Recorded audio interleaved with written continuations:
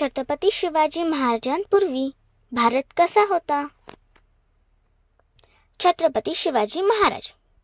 छत्रपती शिवाजी महाराजांपूर्वी भारतात मोठ्या प्रमाणावर इस्लामी सल्तनतीचा प्रभाव होता.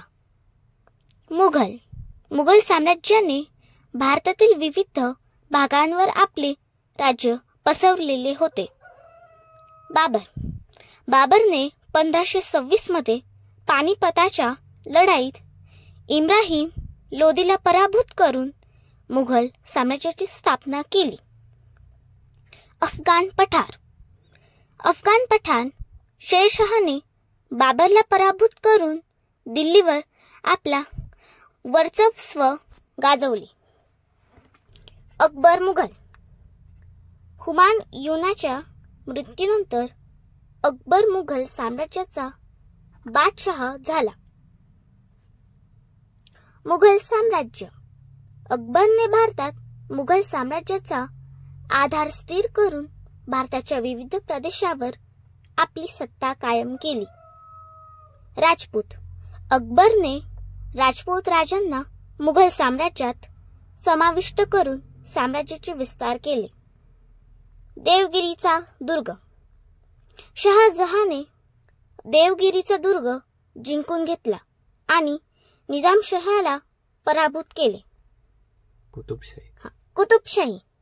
निजामशाही, आदिलशाही आणि कुतुबशाही या सल्तनतींचा मुघल साम्राज्याच्या विरोधात संघर्ष केला. निजामशाहीची राजधानी अहमदनगर होती आणि मुघलांविरुद्ध त्यांची लढाई चालू होती. मलिक अंबरने मराठ्यांच्या सहाय्याने निजामशाहीचा संघर्ष सुरू ठेवला.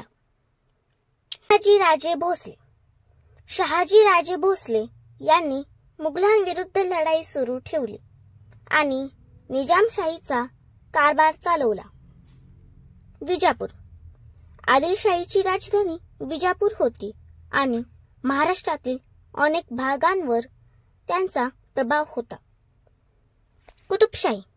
कुतुबशाहीने भारताच्या दक्षिण भागातील प्रदेश ताब्यात घेतला. राजधानी. कुतुबशाहीची राजधानी गोवळकोंडा होती आणि त्यांनी तेलंगणा, आंध्र प्रदेशमध्ये आपली सत्ता पसरवली. विरोध. गढवाल, कुमाऊ आणि सिरमूर या राज्यांनी मुघलांच्या आक्रमणाचा विरोध केला. झुंज.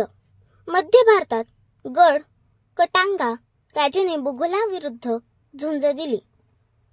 देवगड हे एक छोटे राज्य होते जे मुघलांनी 1635 मध्ये जिंकले.